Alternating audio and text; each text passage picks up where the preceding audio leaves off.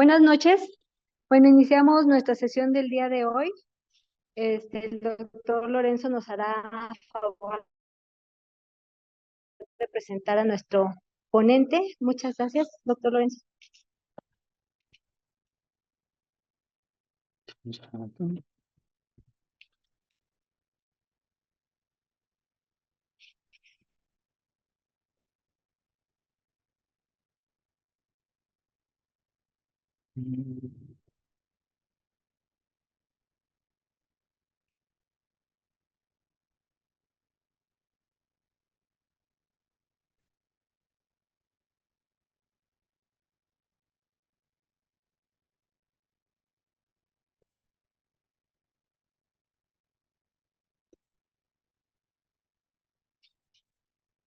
Buenas noches a todos.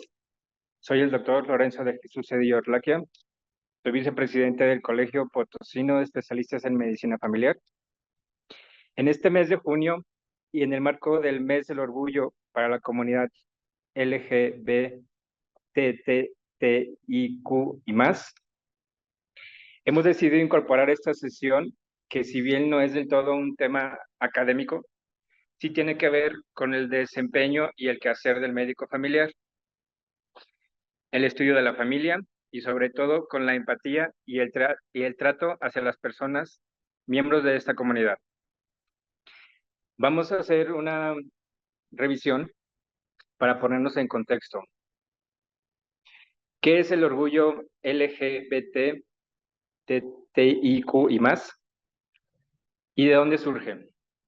Revisé un documento del Poder Judicial del Estado de Coahuila de Zaragoza que menciona la noción básica del orgullo LGBT, inicialmente con 4 iniciales. Consiste en que ninguna persona debe avergonzarse de lo que es, cualquiera que sea su sexo, orientación o identidad sexual, transmitiéndose la idea de una dignidad intrínseca de cada ser humano que no debe verse afectada por su orientación sexual o su conducta. En este mismo documento encontré una reseña en la cual nos ahonda sobre el contexto. Menciona que el Día Internacional del Orgullo LGBT, las iniciales inicialmente eran 4 y se refiere a lesbiana, gay, bisexual y trans. Posteriormente se agregaron otras iniciales que ahora corresponde a lesbiana, gay, bisexual, transgénero, transexual, travesti, intersexual y queer. También conocido como Día del Orgullo Gay o simplemente Orgullo Gay, se celebra cada año el día 28 de junio, con el objetivo de instar a la tolerancia, la igualdad, la dignidad de las personas LGBT y más.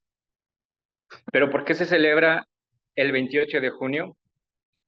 Bueno, pues el 28 de junio se refiere a una fecha donde se conmemoran los disturbios de Stonewall en Nueva York, en Estados Unidos, en 1969, que marcan el inicio del movimiento de la liberación homosexual.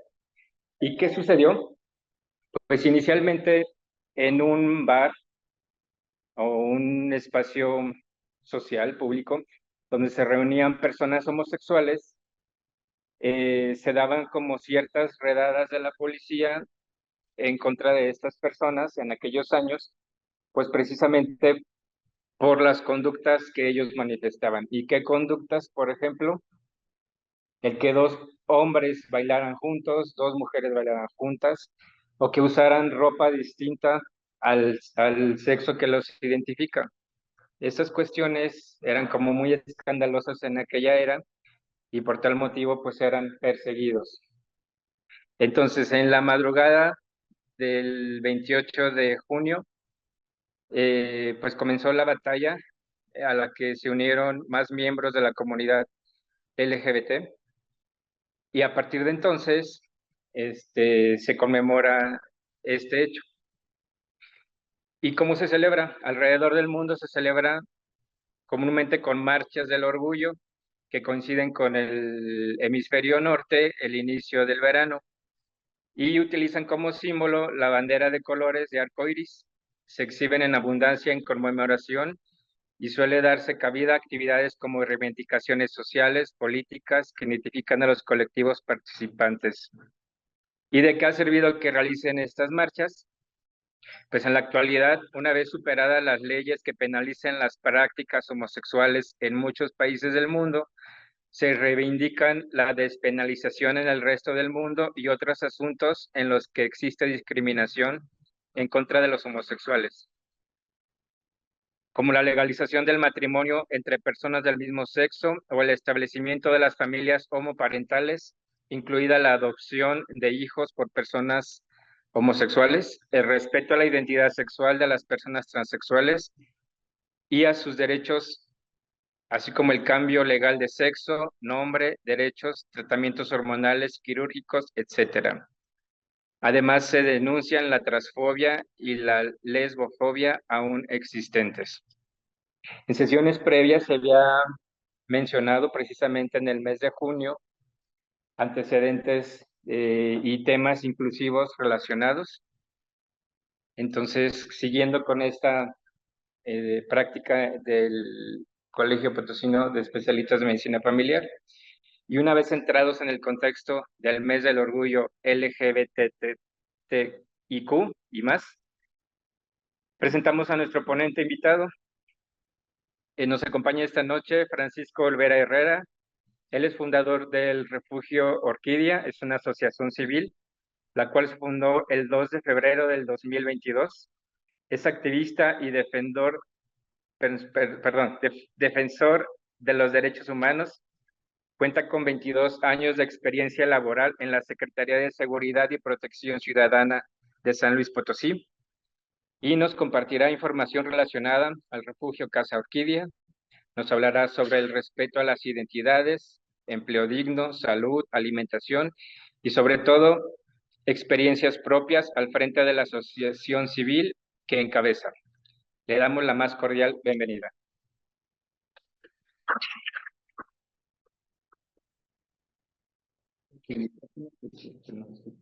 Claro.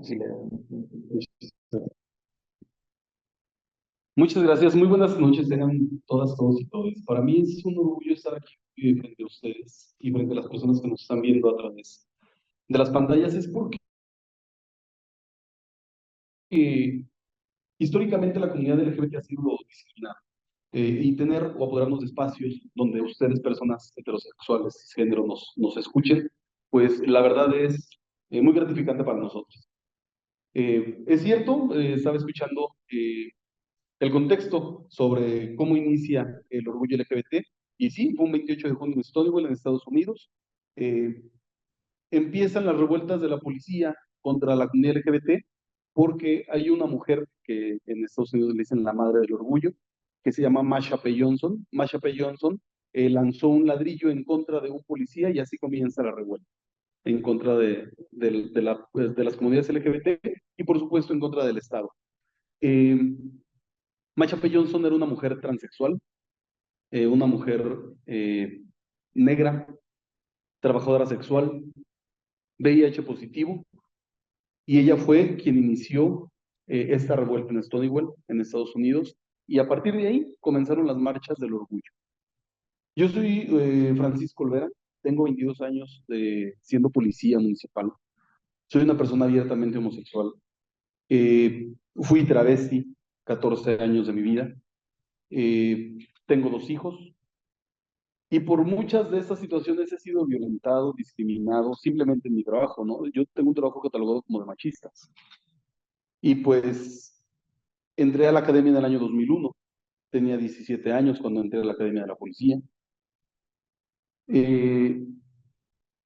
Yo cuando me contactaron para esta charla, yo les decía, es que hay que hablar desde la experiencia personal. Que ustedes vean que tienen enfrente a una persona que ha vivido y ha sufrido la discriminación en carne propia, ¿no? A una persona que ha luchado y ha salido y sobresalido para hacer algo por las demás personas. Como les digo, tengo 22 años siendo policía y, híjole, fue muy difícil en mi trabajo, fue muy complicado. Decía aquí el doctor Lorenzo, a lo mejor no es un tema académico, pero sí es un tema de derechos. ¿Por qué? Porque a ustedes mucha parte de su vida les toca convivir, compartir con las personas, sin importar su identidad, sin importar su género, sin importar el sexo que tengan. Entonces, es por ello que este mes del orgullo venimos a hablarles del tema tan importante que son las identidades LGBT. Escuchaba también que decía que se han ganado derechos en San Luis Potosí. Sí, sí hemos ganado derechos en San Luis Potosí. Es el matrimonio igualitario, que se aprobó en el 2019. Está la identidad sexogenérica para las personas trans, también es cierto. Pero hemos marchado y las hemos agradecido, ¿no? Porque también hay que agradecer lo que se hace, bueno para la comunidad. Muchos dirán, pero es que deben de tener los mismos derechos que todas las personas. No, ahorita que mencionaba la adopción, pues sí, sí existe la adopción, pero por medio de un amparo. Cuando una persona, hombre o mujer, pueden llegar a adoptar y solamente les piden sus documentos, no les piden que tengan que sacar un amparo. ¿Qué sucedía con las personas que son mujeres o personas trans? Pues querían cambiar su identidad, querían cambiar su nombre. ¿Qué tenían que hacer? Un amparo. Es como su fecha de nacimiento, ¿no? Porque son quienes se identifican. Ustedes no, ustedes llegan al registro civil y registran a sus hijos con el nombre que ustedes decidieron sin tener que sacar un amparo. Si yo me caso y quería dar de alta a mi pareja en el Seguro Social, ¿qué tenía que hacer? Meter otro amparo, ¿no? Porque no estaba la ley, eh, pues, acordada para que se diera de alta un hombre como pareja de otro hombre, ¿no? ¿Qué se tenía que hacer? Pues otro trámite legal. Cuando ustedes llegaban perfectamente al Seguro Social y daban de alta a su pareja, o en su centro de trabajo daban de alta a su pareja sin importar quién fuera, ¿no? Nosotros no. Entonces mucha gente decía, ¿pero qué derechos quiere? Pues esos derechos, por más simples y por más mínimos que sean, no los tenemos. Yo, por ejemplo, tengo una identidad masculina. Yo vivo, por decirlo de alguna manera, en privilegio, porque si yo llego, me siento y no hablo, no digo quién soy, pues no pasa absolutamente nada. Pero si llega a un lado una mujer trans, ¿qué tiene que hacer? Se levantan, se van, se hacen a un lado, voltean a ver de frente, y lo hacemos, ¿eh? Y de verdad es muy triste porque todos los que estamos aquí conocemos a una persona en la comunidad, porque es vecino, porque es primo de mi amigo, porque es de la familia de mi esposo o de mi esposa. Pero ¿qué sucede? Son invisibilizados, porque nunca hablan de esa persona, porque no, lo que dicen de la, ya viste que tiene un pariente, ya viste que tiene un amigo, ya viste quién es el primo de Juan. Fíjense que yo cuando abrí una casa de asistencia, pero voy a platicar, cuando abrí una casa de asistencia dije, ¿habrá quien nos necesite? O sea, estamos en el año 2022, ¿no? Pues de verdad te das cuenta que vivimos en un estado machista, misógino, homofóbico, transfóbico, que yo les digo, vivir en San Luis Potosí y ser de la comunidad es como un deporte extremo. No sabes en qué momento te suceda, por el simple hecho de ser quien tú quieres ser. Porque eh, vivirlo, vivirlo directamente es muy complicado. El que te- por ejemplo, yo andaba en patrullas cuando inicié a trabajar en la policía, pero no me querían, perdón por la expresión, porque no, en ese tiempo no había gay, ahí eran, en ese tiempo eran fotos y gobierno. No había más. ¿Qué sucedía? Yo llegábamos a Estados Unidos, me iba al sanitario y me aventaban tierra por el pie. O me iba al sanitario y se iban y le decían al comandante que yo no me había querido subir a la patrulla y me arrestaban. Había un comandante que no me quería y por ser quien era, o sea, simplemente por tener una orientación diferente. Dicen las personas, a nadie le interesa tu orientación, con quién estés en la cama y menos si lo es invitado. Había un servicio en el perímetro sanitario, en Peñasco, en el tiradero municipal, y allá mandaban una patrulla con 2 elementos. Eh, y pues cuidaban de 8 de la mañana a 8 de la noche. Pero cuando me tocaba turno con ese comandante, me mandaban a pie, sin patrulla, solamente con una frecuencia. No había más, no había teléfonos celular o si había, pues no todo el mundo teníamos acceso a uno. Solamente con una frecuencia. Se me imagina el dolor que hay. Al menos en la patrulla cierras los vidrios y prendes el aire y ya no se siente tan feo, ¿no? Porque tienes que estar al pendiente de lo que sucedía allá. Y yo era 12 horas parado porque pues, estás en el rey de los y pues con el sol a todo lo que da. por el simple hecho de ser quien yo decidí ser. Y es muy difícil, yo lloraba, de verdad que lloraba, y yo, fíjense que yo entré a la policía por necesidad y se convirtió en vida. Yo creo que no me veo haciendo otra cosa, bueno, aparte de defender los derechos de las personas, no me veo haciendo otra cosa en mi profesión. Tan así llegó el día que, pues, uno se tiene que superar, sin importar absolutamente nada, ni el qué dirán. Y llegué a ser director de seguridad pública del año 2015. Y peor con quien te acostaste, a lo mejor jurando de tal cual que te... No, no, de verdad, esto que uno vive es muy difícil, muy difícil. San Luis Potosí es un estado donde no se respetan los derechos de las personas. Yo digo, en San Luis hay tanta moral que nos toca de Dios. ¿Sí? Y eso es lo complicado de las personas que es lo complicado de ser una mujer trans. Aparte, en las familias, soy un chico gay. Creo que no es plato de buen gusto para cualquier familia decir soy un chico gay. Y peor aún, después de decir que soy una mujer trans o soy un hombre trans, es muy complicado. En mi casa de asistencia tengo un comedor comunitario y hay una mujer trans que va a comer y me dice, yo vengo a comer no porque no tenga para comer, vengo a comer porque tengo 10 años comiendo sola desde que mi familia me abandonó por ser gay. Es lo complicado de la vida, es lo difícil que viven las personas, ¿no? Y pues bueno, este andar y este caminar dentro de las situaciones LGBT que se tuvo que pelear por un matrimonio igualitario, que la ley de identidad sexogenérica para las personas trans se tuvo que negociar con el gobernador anterior, porque si lo hubiéramos puesto a votación, pues no se aprueba. Y les digo que no se aprueba por el simple hecho de que en el mes de julio, va a ser 3 años, le quitaron la vida a una mujer trans en su estética, apuñaladas. La apuñalaron en su estética y la fiscalía dijo que era un crimen pasional. Y no la trataron como mujer trans, lo mandaron a homicidios, la carpeta se fue a homicidios.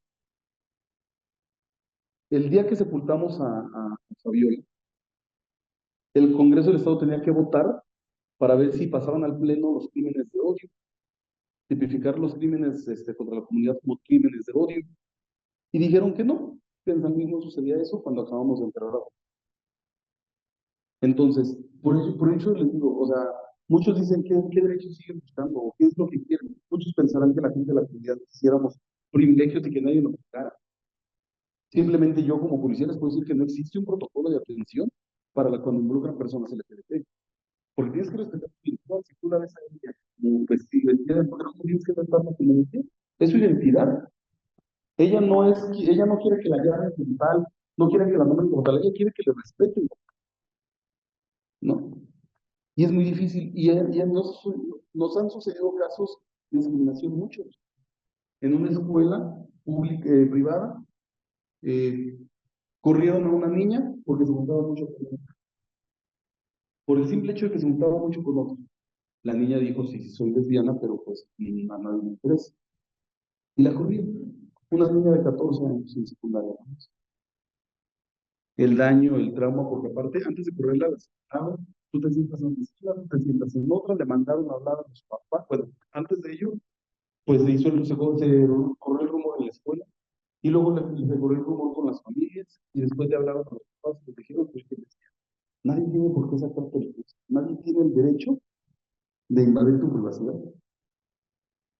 Por eso cuando dice que hay que hablar de los derechos, es un derecho, tú tienes el derecho de identidad, y a salir cuando tú quieras del closet o cuando tú decidas decirle a las personas quién eres.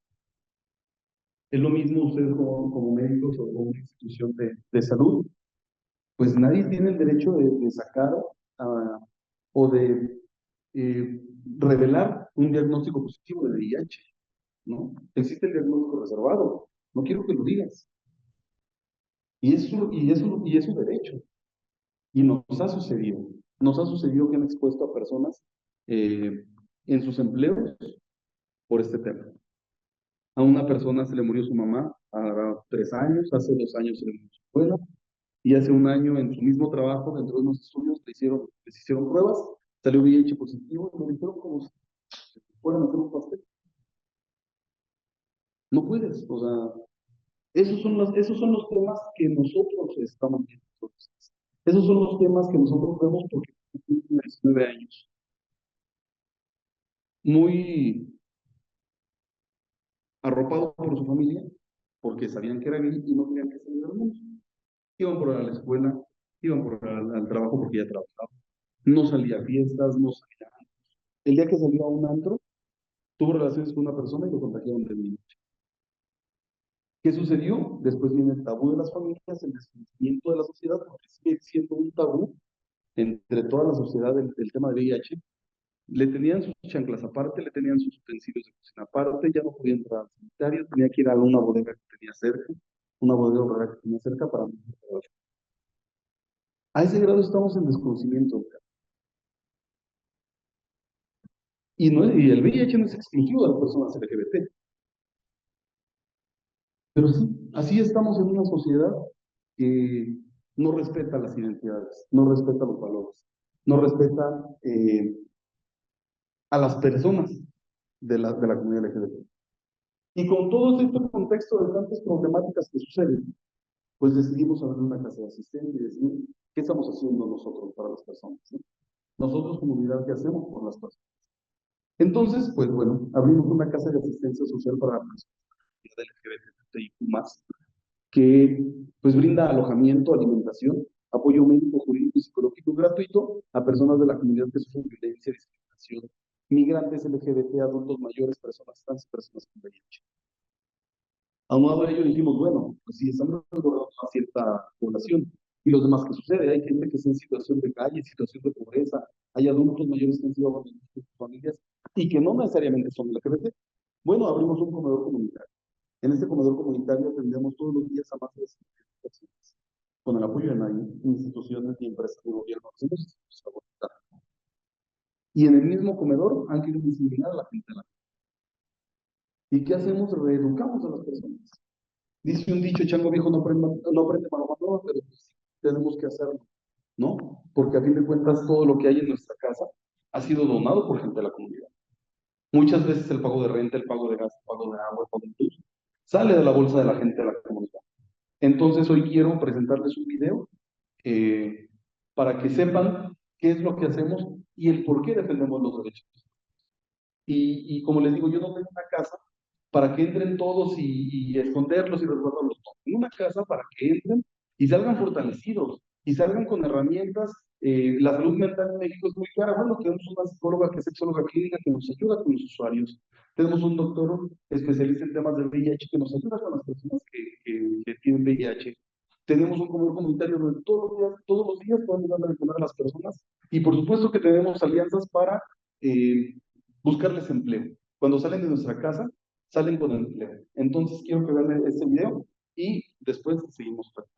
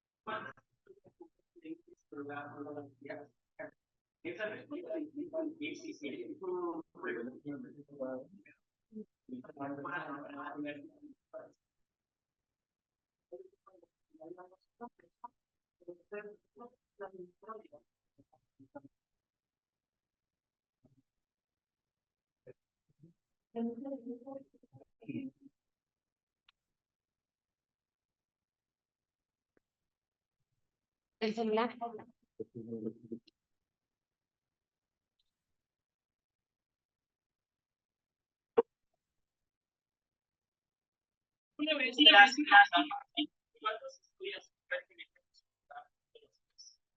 Esa respuesta sí.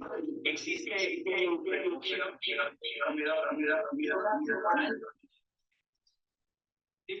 para que tomes tu mano, vayamos a conocer todas las historias de la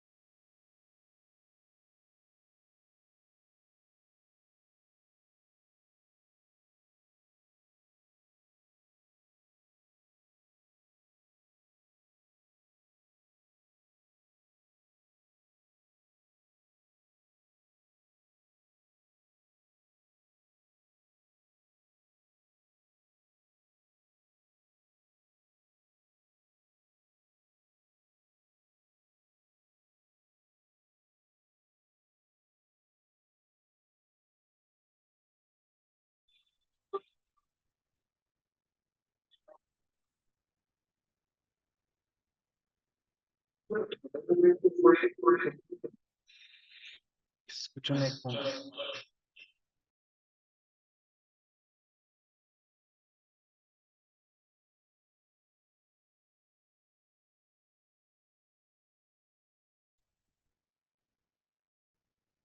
Ya.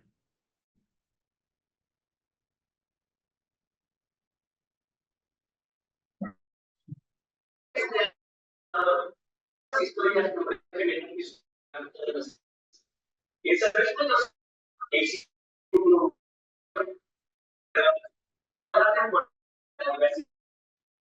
Es que no tenemos el.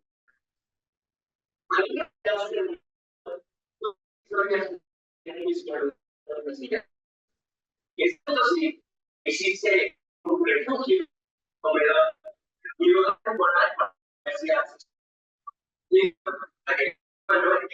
los montes a conocer todas las historias detrás de esta gran experiencia. Probablemente no sabías que en Brasil existe un lugar con estas características. Como ellos.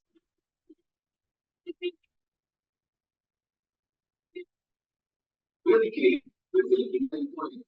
eso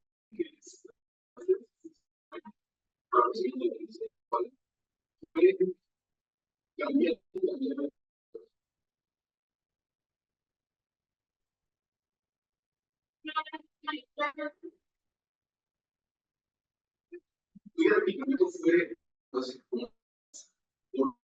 pues, una vez visto que son pues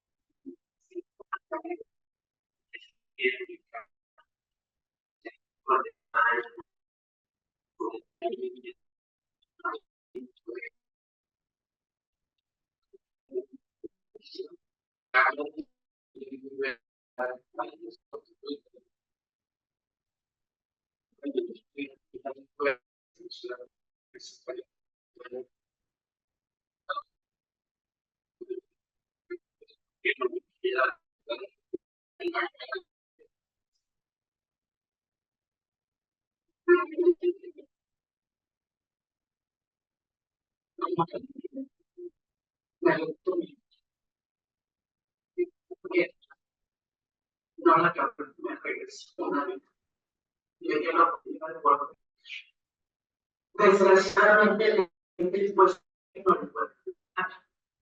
aunque y aquí llegas te abren los brazos te abren y aquí se escucha aquí es nuestro pueblo.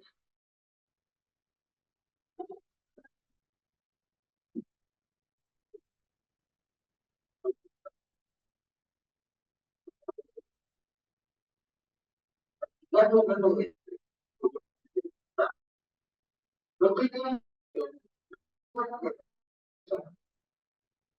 bueno con el proyecto y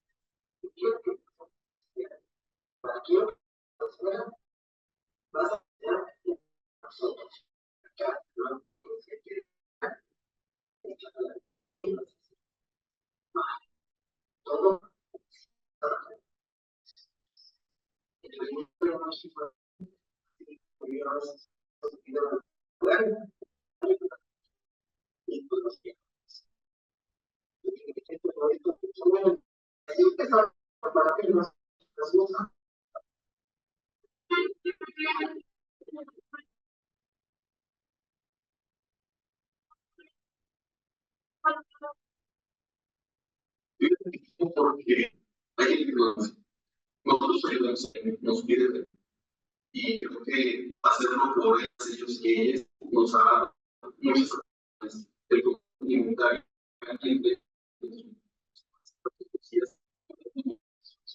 y yo creo que no es el nombre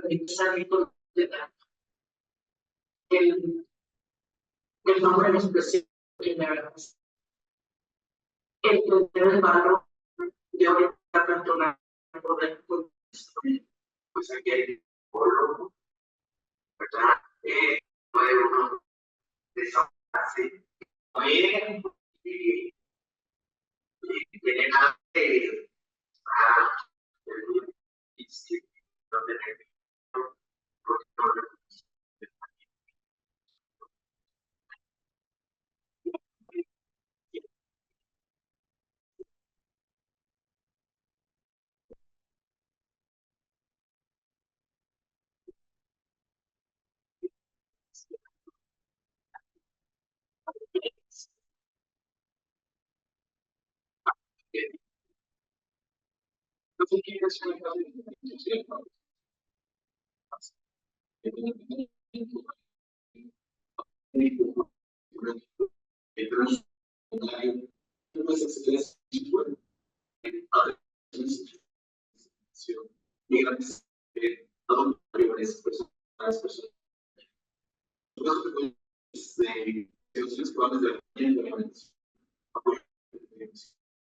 que cualquiera de estos ámbitos y que sea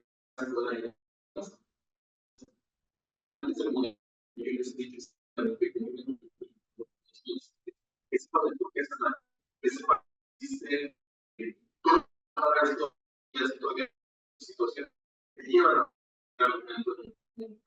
que vengan de todos y es de que solamente que necesitamos decir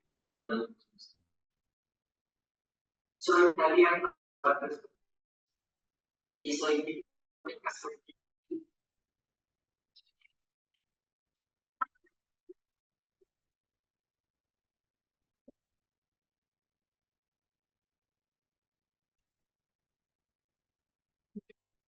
Se pueden dar cuenta de lo difícil que se puede ver una mayor estilización con más de 5 años en el mismo, pues no tiene la vida fácil. Y creo que ninguno de nosotros. Entonces es por ello que ahorita este apoyo que vemos estos comunitarios se dan cuenta que actualmente se utiliza o mucho para referirnos a las personas no binarias. Y pues quiero que sepan que el lenguaje no es un tema de protección. El lenguaje no es un tema de inclusión. Sé que la Real Academia de la Lengua dijo que no es necesario, pero quizá no sea necesario que para la Real Academia, pero para los derechos humanos, quizás no sea necesario, pero en ocasiones es imprescindible. Y lo hacemos con toda conciencia, que es una manifestación por la discriminación, por las humillaciones, por la burla, que muchas personas no llegan a entender. Muchas personas heterosexuales no llegan a entender qué dimensiona todo esto, qué dimensiona las poblaciones LGBT. Va a ser la marcha de orgullo el día 6 de julio, aquí en San Luis Potosí, y para San Luis Potosí es una derrama económica de más de 20 millones de pesos. Y nos burlamos de las marchas. Y cuando publican en las redes sociales las marchas, hay más me divierte que otra cosa. Cuando todos nos beneficia, creen que gente esa.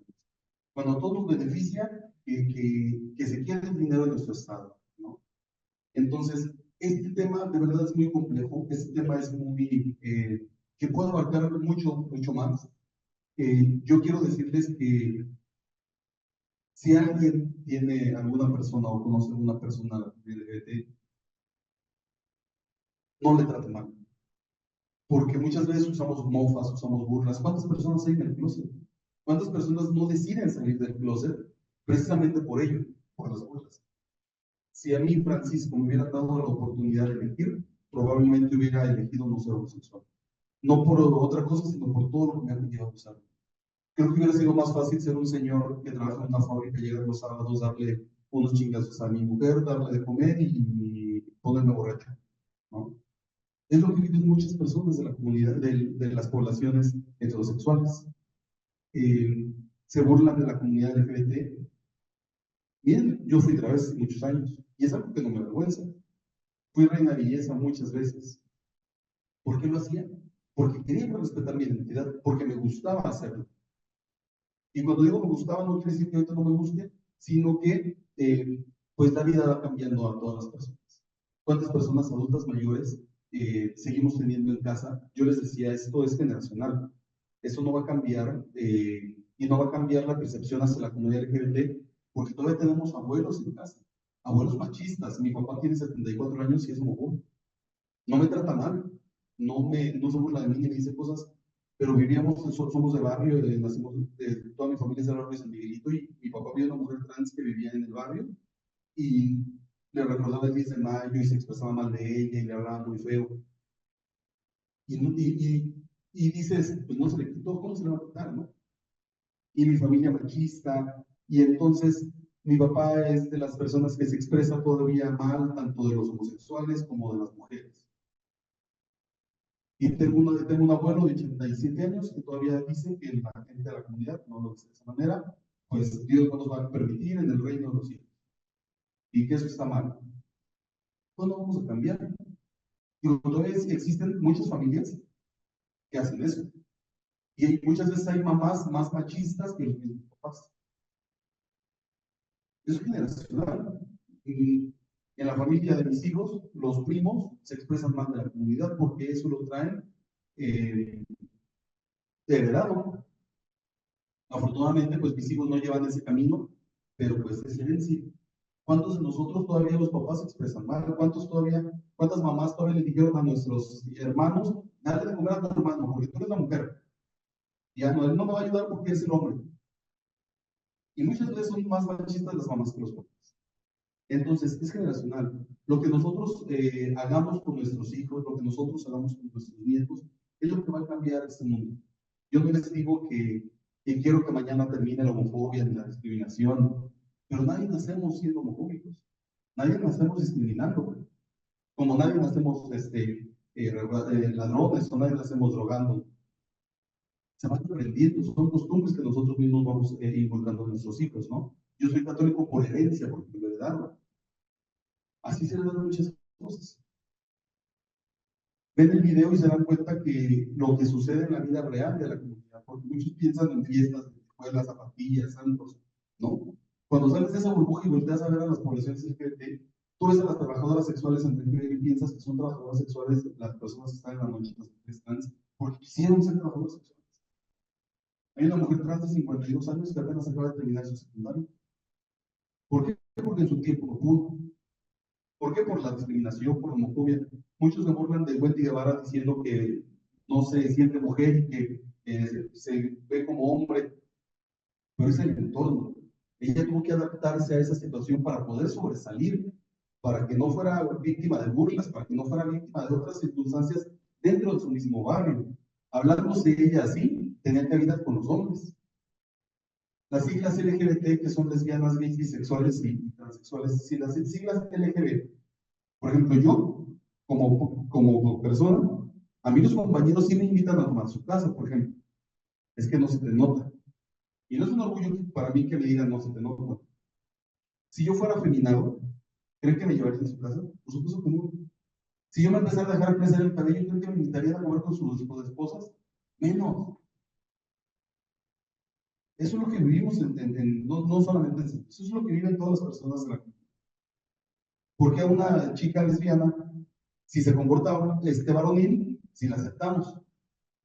¿Por qué a un hombre que cambia, que hace su transición y se convierte en una mujer trans, no lo aceptamos? Y le seguimos diciendo que es un hombre. Porque somos machistas. Porque seguimos siendo un estado machista. Y pues quisiera también escucharles, quisiera también saber cuál es su percepción, quisiera saber ¿Qué es lo que ustedes piensan? Si alguien tuviera una pregunta, no sé, de los presentes o de alguien que esté de vía Zoom, en línea, pues aquí estoy para escucharles y para anticipar sus dudas.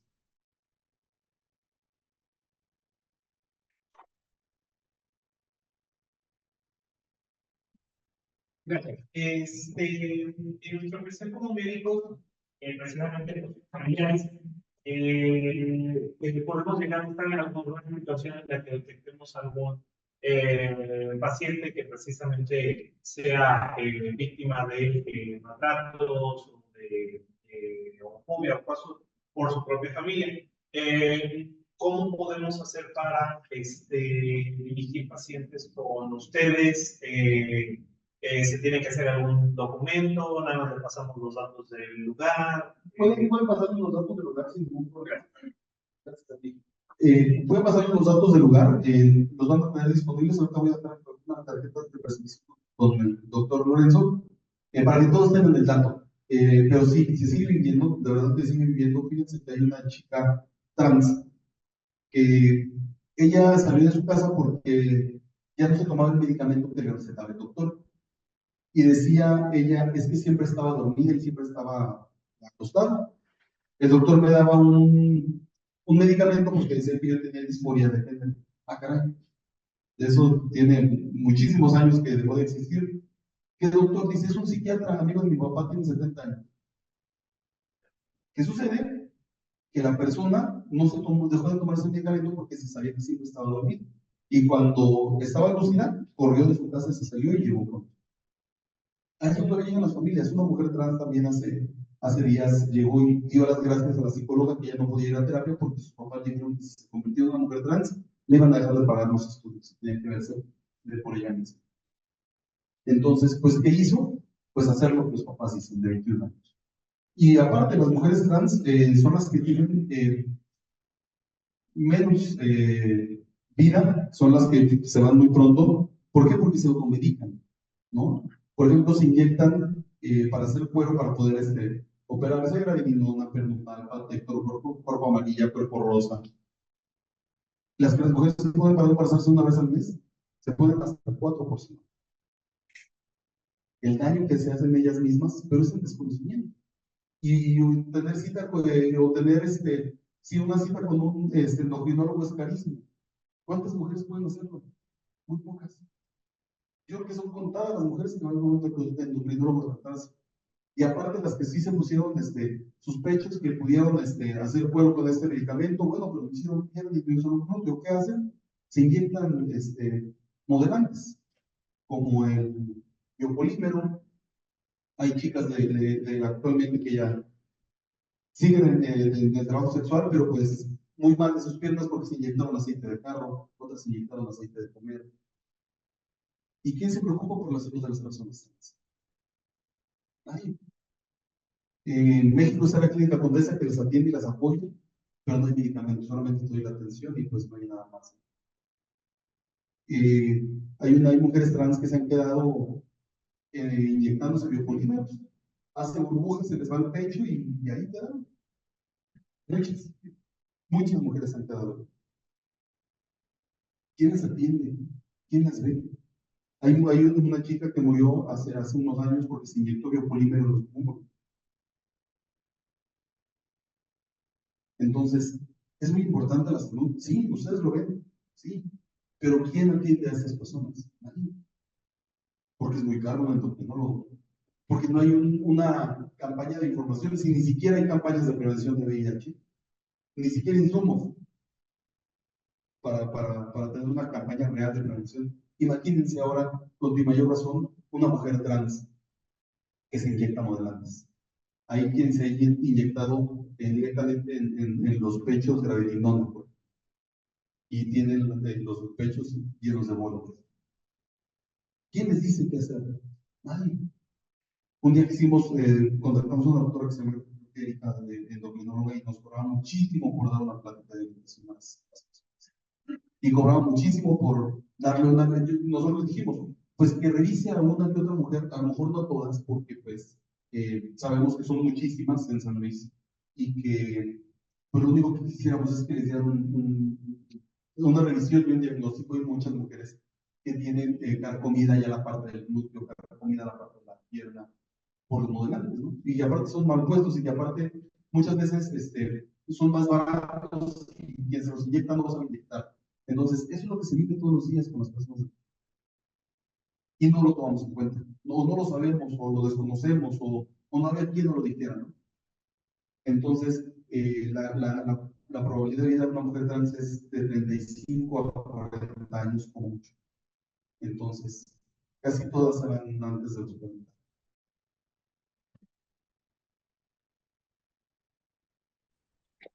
Tenemos un comentario de una doctora que está en línea. La doctora Paulina Torres hace el siguiente comentario. Dice, hace poco una médica de otro estado consultaba acerca de qué hacer, ya que un hombre trans llegó a su consulta embarazado y solicitando su incapacidad por maternidad. Es algo que está sucediendo en una realidad y es triste ver cómo profesionales no sabemos cómo actuar. En este caso, que el sistema de la seguridad social nos pone trabas, en la que aún nos preguntamos si es legal o no poner hombre o mujer trans, omitir preferencia sexual o número de parejas sexuales. Sé cuáles cuando son datos que van a quedar de más. ¿A dónde se puede dirigir el paciente que necesita orientación o asesoría cuando se violentan sus derechos y a veces ni siquiera se sabe porque no está normado? Fíjate que es muy complejo lo que les decía. Vivimos una realidad. Esta es la realidad. Dice un dicho, camina y el mundo caminará contigo. Detente y el mundo caminará sin ti. Muchas veces no queremos ver la realidad. No sé si han sacado últimamente su CURP y pues en la página de CURP ya viene masculino, femenino y no binario. Es una realidad. Busquen en la página del gobierno federal, si el país nos reconoce como personas no binarias, como mujer o como hombre, pues nosotros no tenemos por qué estar cuestionando la identidad de las personas. Es un hombre trans. Es como, por ejemplo, la mujer trans no puede embarazarse, porque biológicamente no lo puede hacer. Un hombre trans sí puede embarazarse porque biológicamente lo puede hacer. Y desconocemos en qué momento nombrarla hombre trans, en qué momento nombrarla hombre vestido de mujer, en qué momento nombrarla, o sea, porque lo desconocemos. Porque muchos han de decir, híjole, pues es martes 10 de la noche y estamos escuchando a una persona que habla de algo que a mí no me sucede o algo que yo no tengo nada que ver, cuando muchas veces tienen mucho que ver, ¿no? Vuelvo con el tema de Woody, que decía, vine con el doctor y me dijo que necesitaba hacerme un chico de próstata. Sabe perfectamente que ella necesita un chico de próstata, aunque su identificación diga que es mujer. Es la realidad que se vive actualmente en el mundo, no en San Luis. Y en México estamos muy atrasados en el mundo. Y a la doctora le puedo decir que sí, que puede referirnos a nosotros. En caso Orquídea, tenemos también apoyo jurídico para atender todas las situaciones de violencia en los derechos de las personas. Un comentario más, dice, solamente se presenta como usuario. Dice, en la clínica para VIH en San Luis Potosí, IMSS, no se les da atención integral. El Biktarvy tiene muchos efectos secundarios e interacciones farmacológicas y mejor acuden al médico familiar a disipar dudas. No se les da una atención médica real, se conforman con dar solo el fármaco. Fíjate que nos sucedió con una persona, el mismo doctor reveló su diagnóstico ante los papás. Pero antes de revelarlo, revelarlo ante los papás, a él le dio una regañada que porque se había infectado por cochino, que eso le pasaba porque lo había investigado. Entonces, dice, en vez de que me diera la orientación que necesito, yo con el estado emocional y de hecho en recibir el diagnóstico, pues al contrario, me fui regañado, porque nunca supe qué era lo que tenía que hacer. Y hay muchos tabús y muchas preguntas en torno al VIH, que si no puedes tener gatos, que si no puedes tomar agua de Jamaica, que si no puedes estar cerca de los girasoles, o sea, ¿me entiendes? Y la gente se lo cree. Que sea cierto y que no sea cierto, bueno, pues Solamente los médicos expertos son los que tienen esa información, pero no la damos y la desconocemos muchas veces. Como se lo puedo comentar, el tema de VIH sigue siendo un tabú muy grande. Que sabes que cuando después de que tomas tu primera píldora de Victavir, los antirretrovirales, tienes una actividad de vida de 80 años, ¿no? Lo único que va a cambiar es tomar tu pastillita, es un minuto al día en lo que tomas tu pastilla y vas a tener una calidad de vida, pues, muy buena. ¿Alguien más? Díganme.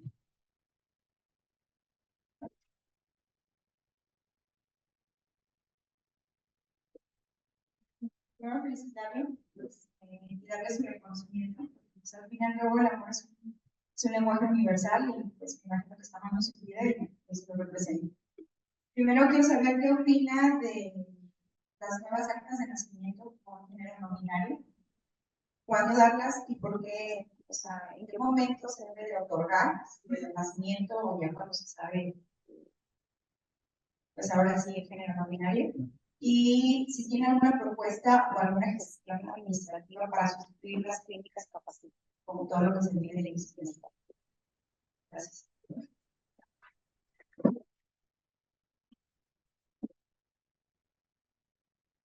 Yo creo que la identidad no binaria debe de reconocerse por la misma persona.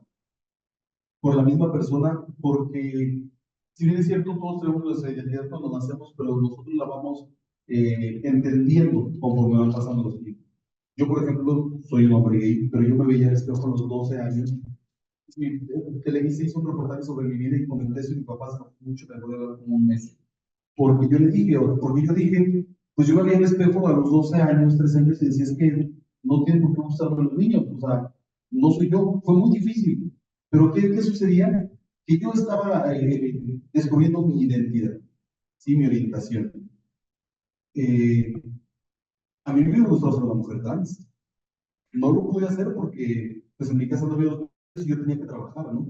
Y lo último que pude trabajar fue de policía. Entonces ya no pude ser una mujer trans, ¿no? Actualmente, bueno, pues me gusta mucho mi identidad, me gustó conservar mi identidad masculina, pero pues a eso voy. Y yo creo que la identidad no binaria debe reconocerse por la misma persona en cuando esté preparada. En San Luis Potosí solamente hay una persona registrada legalmente con el género no binario y es un maestre en derechos humanos, es defensor de los derechos, pero tiene una maestría y un doctorado en defensa de los derechos. Y con todo esto que se viene del IMSS Bienestar, fíjate que creo que Capacit, si bien tiene muchas deficiencias, ha ayudado bastante a las personas que viven con VIH porque sí les dan la orientación, porque sí les dan todas las herramientas y medios para que tengan una vida plena. ¿A qué me refiero? A que todas las dudas que tú tienes, de verdad, el personal de Capacit sí las disipa, sí tiene conocimiento del tema. Y actualmente con el IMSS Bienestar, simplemente en la clínica, en la 1 y en la 47, o 45, desconozco, se me fue ahorita cuál es, que atienden a personas con VIH, no lo hacen. Solamente les dan el medicamento y se van. No los atienden, no les dan esa información que se necesita. Me ha pasado con muchas personas que hemos levantado quejas por este tema. Hay un chico que le tuvieron que operar y pues le decían que su herida no había cerrado bien porque era VIH positivo. Y le decían que lo habían tenido que suturar de esa manera porque tuvo una hemorragia y como era VIH, pues tenían que hacerlo rápido. De verdad, la cicatriz es muy fea, pero lo hicieron en el IMSS, escudándose de que la persona era VIH.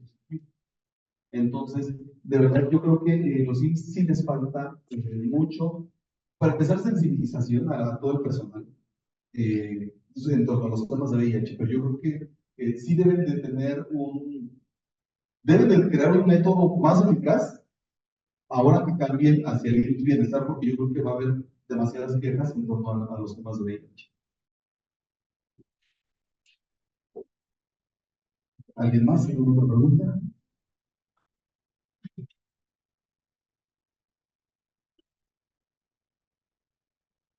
Bueno, primero que nada, felicidades.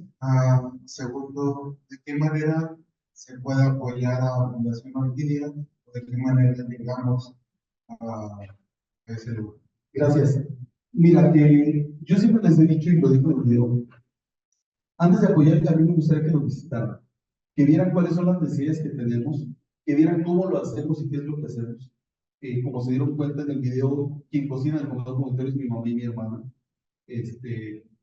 Yo un día estaba comiendo un huevo rojo y dije, pero ¿por qué esto sabe tan rico si es huevo rojo, no? ¿Qué sucede? Lo hacemos con amor.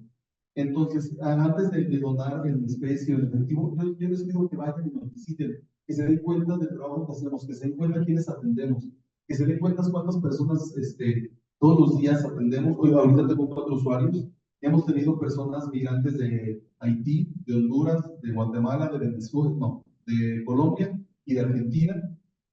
Todos los días son 62 personas. Y es que, fíjate, la gente sí te dona arroz, frijol, aceite, lentejas, pero nos falta el jitomate, la cebolla, la calabaza. No les damos arroz, frijoles todos los días. Se gasta muchísimo. Simplemente tortillas, son 7 kilos todos los días de tortillas. Garrafones de agua, son 60 garrafones a la semana. Porque no hacemos con agua de la llave. Un día hizo avance, se enojó conmigo porque se le coció un poquito, se le recoció un poquito una sopa y decía una persona que nos ayudó que decía, no señora, sí déjela, mire ya cuando le ponga la crema y la mayonesa y lo que va a poner se compone como que va a agarrar. Y le dije, no, o sea, tienes que tirar eso, ¿cómo le vas a dar eso a la gente? Entonces, mi mamá decía que estaba buena, solamente se coció de más. Mi amigo decía que sí la rescatara y yo le dije que no, que tenía que tirarla porque eso no le iba a dar a las personas. Entonces, por eso les digo, visítenos para que vean las necesidades que tenemos, para que vean todo lo que hacemos y ya ustedes deciden con qué nos pueden apoyar. Y estamos en la calle de Hidalgo, 866, entre Pedro Montoya y General Martínez. Una cuadra antes del Mercado República, donde está la comandancia del Charco Verde. Es esa calle antes de llegar a Pedro Montoya, ahí estamos. El comedor comunitario se abre de lunes a viernes de 2 a 4 de la tarde. Empezamos a cocinar como entre 11:30 y 12, y cerramos a las 4, pero pues todavía nos quedamos ahí en lo que se limpia. Yo vivo ahí.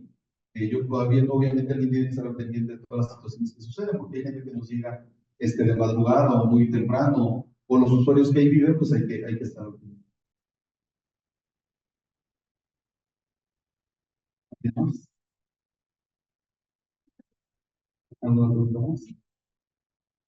Bueno, pues les agradezco mucho que me hayan escuchado, espero que haya sido de su agrado y espero que no les haya aburrido. De verdad es muy importante, muy interesante el tema de las poblaciones LGBT, las nuevas identidades, porque ahorita somos LGBT y más y lo que se acumula esta semana. Entonces,